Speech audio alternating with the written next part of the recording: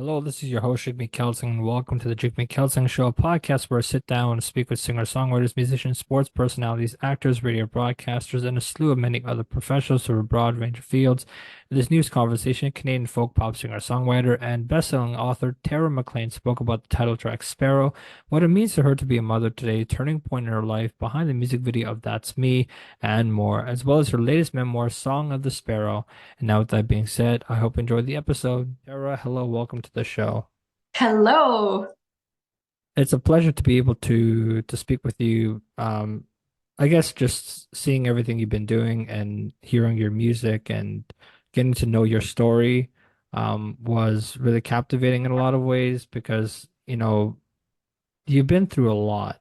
In terms of like, especially in your early days where sort of you went through this phase of going through this, I guess I don't know how to really put it, but like your childhood was somewhat normal, as if people would say that yeah, you were popular back then and you had all these hits and all these um success in music, and but then you've never shied away from telling people and letting people know that I've had a normal childhood just like anyone else, except for there was some hardships along the way and you went through those, and you weren't afraid nowadays to share that in your latest memoir. Um, and so I guess before I even talk about the memoir itself, I want to talk about, I guess, why was it important for you to now come out and speak about these vulnerable topics and things that you've been through in your life? Because it's very rare for someone to, I guess, to come out and share all in the open and be so vulnerable and to be willing to share it. What does that mean to you? Can you explain that? Yes, sure. Yeah, I mean, it was just an opportunity that arose. I wrote this essay that I posted on Facebook, and a lit agent saw it, an amazing woman named Carolyn Ford at Transatlantic Literary Agency. She saw this post because a girlfriend of mine had reposted it, and it had gone a little viral and was published in a magazine. And it was about being a woman in the music industry, well, in life, body image, all of that kind of stuff. And this Carolyn said, I really think you should consider writing a book. And it was around the beginning of well, I would say fall of 2020. So I was going through a breakup with someone I'd been in married to for 16 years. I was in lockdown in Prince Edward Island. um, I had time on my hands. All my tours had been canceled. And it was actually really it was sort of an exercise for me and just really looking at my life. I mean, I had all this space, I was going through this breakup, so there, when you're going through something like that, you're completely redesigning your life. And it felt really good for me to look back and say, okay, how did I get here? And what were the ways that I am proud of how I navigated, and what were my mistakes, and how can I move forward fully empowered? And so just sitting down and writing the book was an absolutely essential part for me of getting through that. And a lot of the times while I was writing, I thought, oh, this will never end up in the book. Like, I'm just going to write this out so that it's there, because like you said, super vulnerable. And then my editor, well, this is the best part, is that HarperCollins picked up the book. And I got to work with Jennifer Lambert, who's their chief editor, and just such a brilliant, compassionate, incredible human being. And she really helped me to keep those things in. She said, I really think you should consider keeping those deeply vulnerable things in the book. And so I let it all out. I let it all go. And so I'm proud of that, because what's come back to me as a result is people being vulnerable back. And I'm getting lots of letters saying, I've been through similar things. Your book was very healing to me, to see that you can go through those things and still really thrive. So, that was the best part. That really sort of encapsulates my experience of writing that memoir. And it's my favorite thing I've ever done, obviously, besides my babies.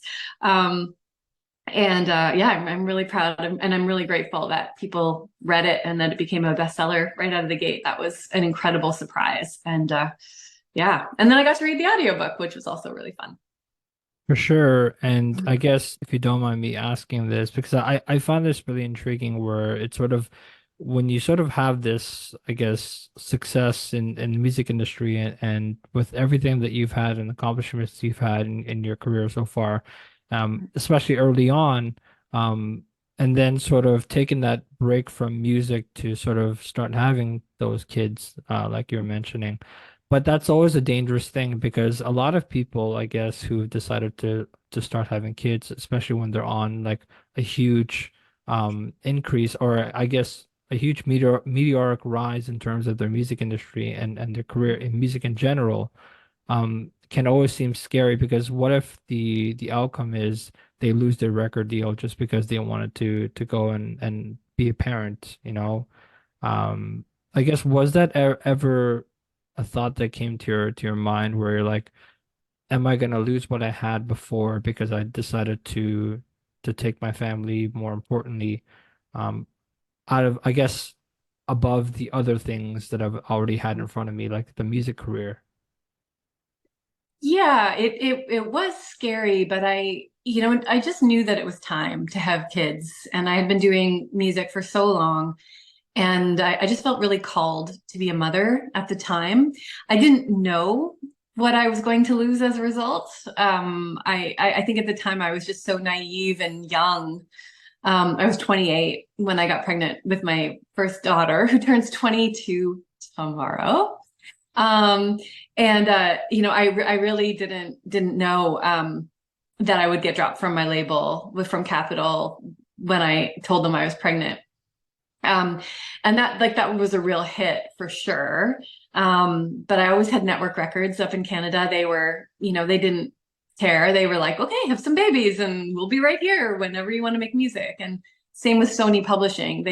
I'm still with them almost 28 years later, since they first signed me, making sure that I always had a base where I could, come home to and know that I could keep making music and they would always support me. So, it was scary, but I'm kind of the mind where, things will fall away that are meant to fall away and things will stay that are meant to stay. And all I know is I have to follow my heart. And that's what I teach my children as well. It's like, this great opportunity to make music is all wonderful, but if it starts feeling empty, if it's not fulfilling you, then the most important thing then is to follow what your heart is telling you to do. And at the time, my heart said, babies.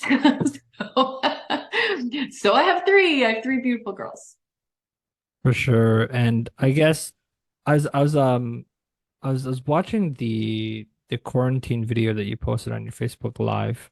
Mhm. And you were talking about sort of um I guess I don't know how to really describe it, but like it was sort of this very hippie thing where you were describing how you were describing how you would have this I guess this routine of when your kids were very little of having this thing before they do before bed. Um and you would probably just say, thank you to the air for breath and thank you to the water um and stuff like that. And you thought it was very hippie of doing it, but it always made them sleep very well. Um, Mhm. why was that sort of important to instill in your kids at that young of an age? But I guess there's still an importance today where, to remember that, you got to be grateful for everything that comes your way, even if it's the hardest moments in your life. Um, why was it important to, I guess, to instill that in your kids at a very young age? I really couldn't imagine anything more important to instill in little humans. It's really easy to get into a downward spiral of seeing only what is bad, and hard and challenging, and seeing the ways that it depletes you and hurts you, and that's.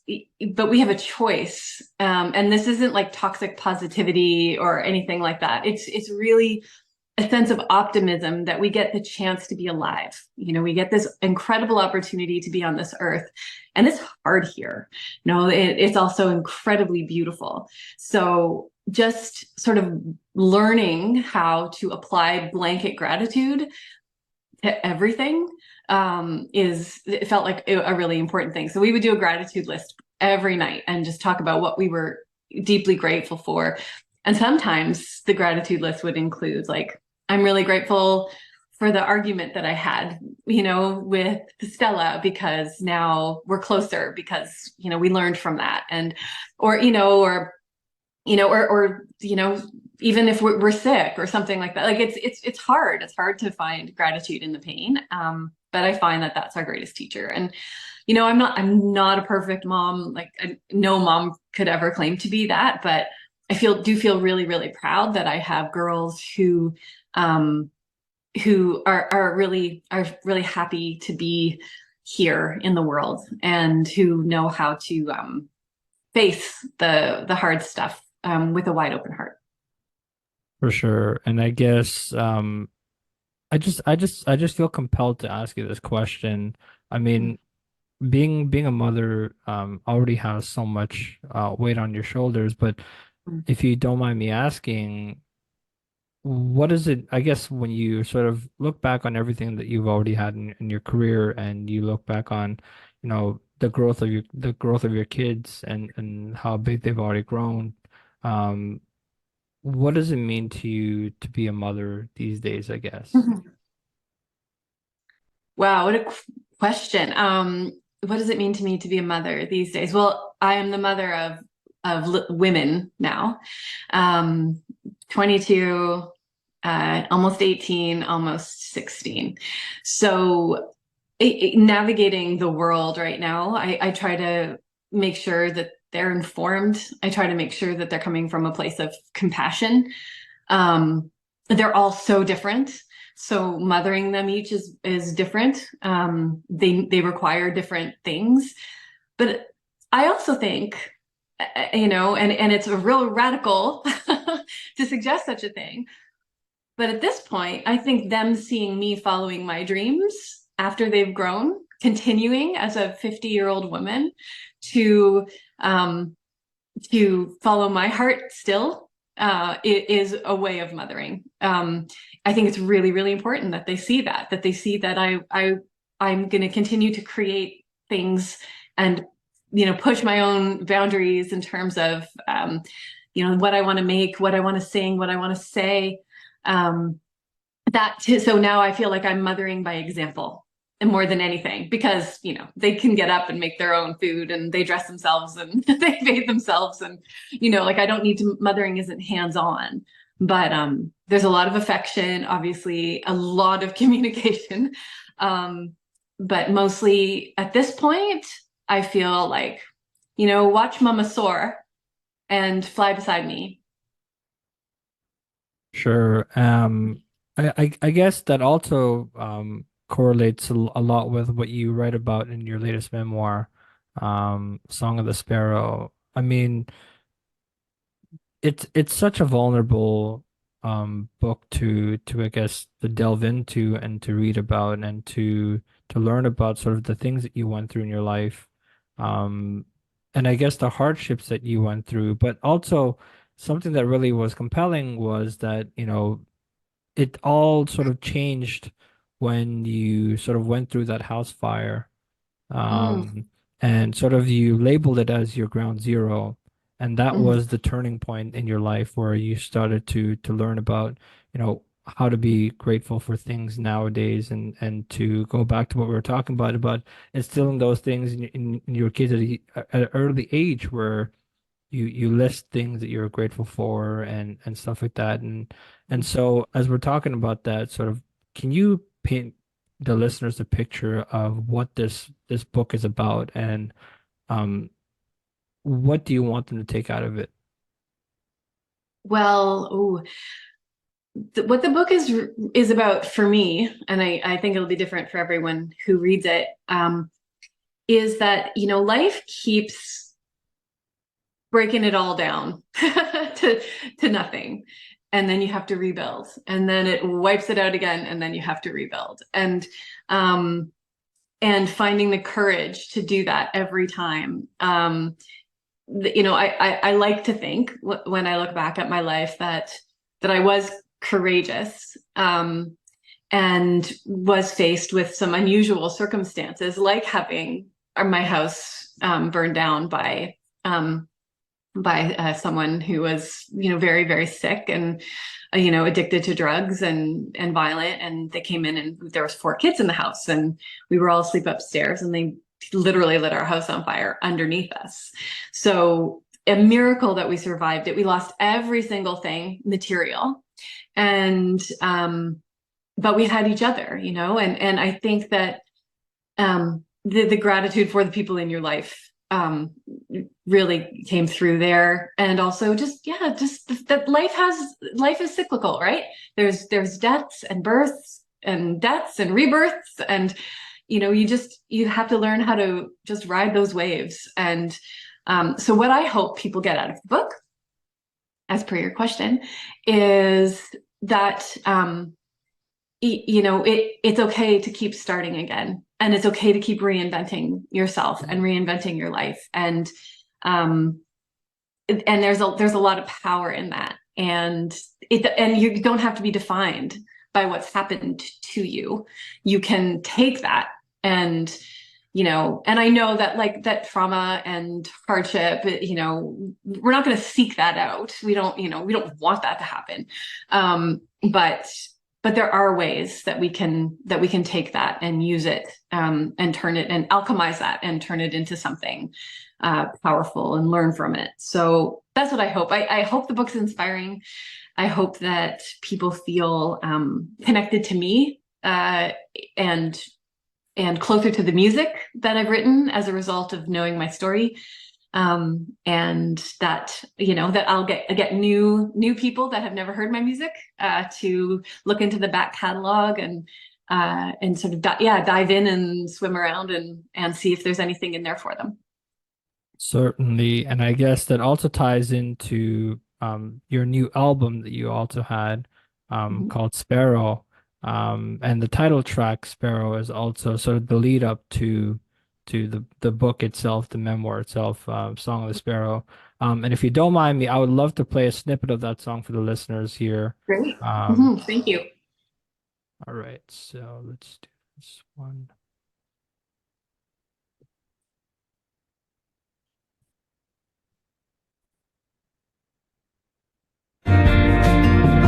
All along, I was just missing a song. I had everything I needed all this time. Somehow I am finally myself.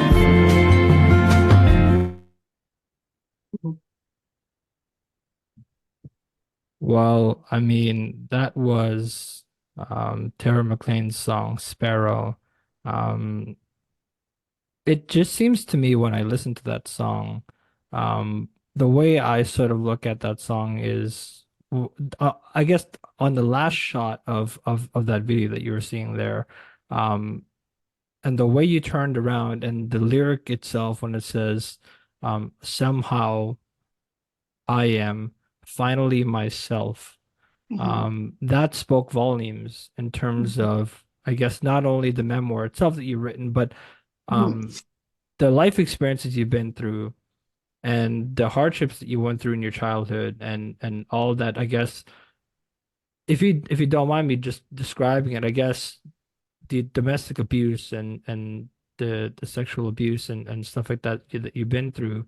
And I know that could be traumatic for a lot of people and using those words alone can be traumatic to hear, but I felt it's important to also label those because it's really what shaped you to I guess the mother that you are today and experiences that you've been through. Um, and yeah, just listening to that lyric itself was powerful. Somehow I am finally myself. And it's Mhm. sort of this funny thing where I was listening to one of the interviews that you were doing, and the interviewer was asking you about now that you've sort of came back to music all these years later, um, they were asking you, do you feel like sort of it was a relaunch of your career? Mhm. And you said, I best describe it as a re-emergence. Hmm. Um, and that lyric itself of Sparrow, somehow I am finally myself. It seems like now you've come full circle, and you sort of let people know that, all right, this is who I am. Hmm. It seems like now you've sort of soared your wings and you sort of Hmm. flown free, free like a bird, and now here you are and expressing the story that you want to tell. Um, Hmm. is that an accurate, I guess, picture of what this whole album is about? Yeah, you completely nailed it. You completely nailed it. It really is about, sharing, yes, sharing the past, um, and sharing those vulnerable things. And the thing about being human is that we keep re-emerging, right? We keep learning who we are all the time if we're paying attention.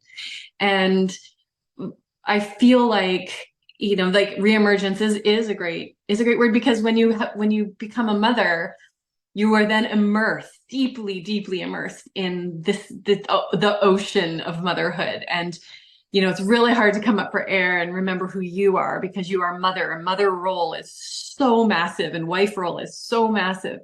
And so, to have grown kids and to be out of a marriage and to be, like, really remembering my own dreams, like my own dreams. And um, it's so powerful. And that's why I really want to encourage, especially other mothers who are, deep in that ocean, that it is a temporary thing. And you will emerge from that, and you'll always be a mom, of course, but it's really, really important to, yeah, keep following your dreams. And that whole album is about, yeah, is it just about sort of straddling the past and the future, and like being in the moment. And that's why I have old songs and new songs. And then now that album's been out for a year, I'm writing new songs, and I have new music coming next year, and another tour booked. And this is the thing, you just keep focusing on that and moving forward, and yeah, following your heart. I guess that's that's sort of the theme. Of course. And I guess what's also really interesting is, just watching your music video for That's Me. Um, and that was compelling in itself because that spoke to a lot of the the the domestic abuse and the sexual abuse that you went through as a child, and sort of painted that picture of your childhood. But at the same time, it seemed like early on in the video, it was sort of you still navigating your way through it. And then Hmm. at the end of the half of that video was sort of okay, this is who I am, Hmm. and it sort of was this whole, you saw the dancing part of it throughout the whole video, but then when you sort of unveiled the mask from your eyes, Hmm. and you sort of looked sort of towards the light and the picture of you as the video of you as a child, um, then sort of going through the whole rest of the video, it seemed like became clearer and clearer and clearer in terms of your vision of who you want to become and who you are Hmm. now. Yeah. Um, why did you feel so compelled to share sort of that reimagined version of I guess an early song that you had called That's Me, but I guess now it's a reimagined version that you released here. Um, why did you feel compelled to share that? Well, I guess I am a reimagined version of myself now. And That's Me was one of my favorite songs I wrote. I was 19 when I wrote that song. And um, I was really trying to figure out myself at that point as well. And so when it came time to, write, or make this album and revisit old material, that song was my first choice. And because I realized that singing it as a woman and singing it at this age, I am very different, but I'm also the same. The essence of me is the same. Um and I love that video so much. It's probably my favorite video I've ever made, because I'm dancing in it, and I've always wanted to dance. But whenever I would get in front of a camera, I've made so many music videos, I get in front of a camera and I would almost freeze, and the directors would be like, okay, like move your arms or move, put your hands on your neck, or like in the divided video. And I'm just like, okay. But I never felt free to move. And so before I did this video, and a lot of that was because of things that I had experienced in my youth and like feeling out of my body. And I really wanted to reclaim myself. So to sing That's Me Again was a reclamation, and to dance on camera was a reclamation of my body and me and my heart. And I worked with an incredible director, Deanna Milligan, who also took the photograph that's on the cover of the Song of the Sparrow book of me in the nest. And and working with her was really safe. She really gave me a safe place, and I bawled. Like there's a part where I'm dancing in that video where I'm sobbing, and it's real. And that's what I want to do with my art moving forward, or with not to sound pretentious with my art, but like with what I create, I want it to be breakthroughs. I want to keep having breakthroughs, and pushing myself further, and knowing that I'm safe. I can keep doing things that push my own boundaries. And I think that's the thing about writing this memoir, is that the circumstances around writing it were so safe. Like I was at my mom's house in lockdown. I had amazing people around me helping me through writing it. I have an amazing Zen teacher that, coached me through it and how to keep my center, even when I was writing about things that would make my whole body tremble to write. Being in a safe place now, I think now I don't feel in danger if I push the envelope with what I create. Now I feel like I can do things that are wild and different and exciting to me. So that's what I'm doing from here on out. Of course, and just something that I want to point out, when just something I found interesting about what you were saying is sort of when you go through the motion of, I guess, also like revisiting your childhood and seeing the trauma that you've been through. There is a point in time during that point of your childhood where I guess you stop having those dreams, Mm. um, and you become sort of numb to having that be, I guess, a memory of your childhood. But now that you seem free and you seem like yourself again, and you seem like you found yourself, Mhm. back to who you were, um, I guess the question that I would love to ask you is, have you started dreaming again as to what you want to achieve in your life? Oh, yes. Oh, yes, I have. I found love again, which is really fantastic. So that feels really good. And the new music that I'm making is my favorite that I've made so far. So that's really great. I've also expanded my horizons to different countries. I did a lot of touring in Canada, the US, and Asia during my career, and so now I'm sort of focusing on the Europe and the UK, which is really going very well. So really my dream is to be able to live between Canada and the UK, and have my kids be able to come and see me or hop on tour with me. And I have a little touring van over there now that I can, and it's wonderful touring over there because everything's so close. There's lots of venues, there's a lot of music bands, and I kind of feel like I'm starting from scratch, which is really, really exciting. And that I remember the days, in my 20s when I was on tour down in the US, and we would do something called like residencies. So I would do 3 shows in one city in a row. And then, maybe a few months later, I'd come back around and play a larger venue because we would have garnered fans. And there's something I really love about singing to a crowd of people who have never heard me or seen me live. It's like making new friends all the time. And that I get a lot out of that. I'm extremely extroverted.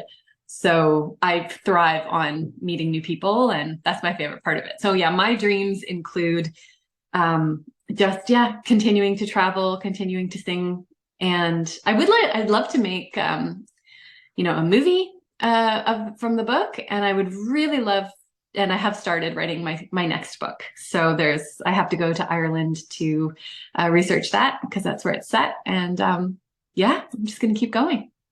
Certainly, and I guess as now that the holidays are approaching, and I don't know, I was listening to this podcast, and this podcast with a family, and one of their daughters was sort of saying how the holidays seems lonely for her, Mm. even though that she loves to see people happy and opening presents on Christmas morning or Christmas Eve, but she's I guess the one where it feels lonely at times during the holidays, especially on Christmas. Yeah.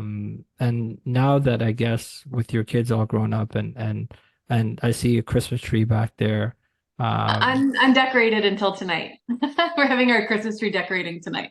well, that's perfect. So, I mean, that uh, coincides with the question that I want to ask you is sort of, I guess, what do the holidays mean to you these days? I guess, Mm.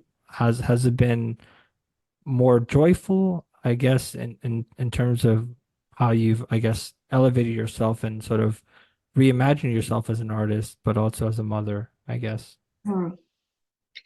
Yeah, the holidays, yeah, for me, they're lovely. I mean, my partner is in the UK and I'm here with my kids at the moment. So of course I miss him. But it's really nice to be able to be, with my kids and just having our traditions that we have. And I want to keep those going. I mean, I have a 22-year-old. You never know when I might become a grandmother. So, it's really important, the togetherness. I'm a big fan of solstice. I really love that that's a day when, it's a really, really dark day, but it's the day that the light starts returning. And it's just a reminder that that is the one thing that we can count on, is that the light will always come back. So sometimes we just have to make it through the dark and to be together during that time and hold each other close, because you never know what the next day will bring. So I like to be grateful for the holidays as well. And yeah, and eat a lot of chocolate all Of day. course, of course. Well, I mean, we've reached the end of our time together, but thank you so much for speaking with me. It's been a real pleasure to be able to explore everything that we did and to learn about sort of the life that you've had um I just wish you all the best and send my best wishes to your kids and have a very safe and happy holidays. Thank you so much. And to you, it's lovely speaking with you. Well, I hope you enjoyed my conversation with Canadian folk pop singer, songwriter, and best-selling author Tara MacLean. To reach Tara, you can connect with her on social media. But if you want more information, visit her website, taramacleanmusic.com, and go purchase her new book, Song of the Sparrow. That's a book that you do not want to miss out on. Um, if you if you want to connect with me, you can connect with me on all social media platforms. You can also find my podcast on all podcast streaming platforms. I've been your host, Jigme saying thanks for tuning into the show.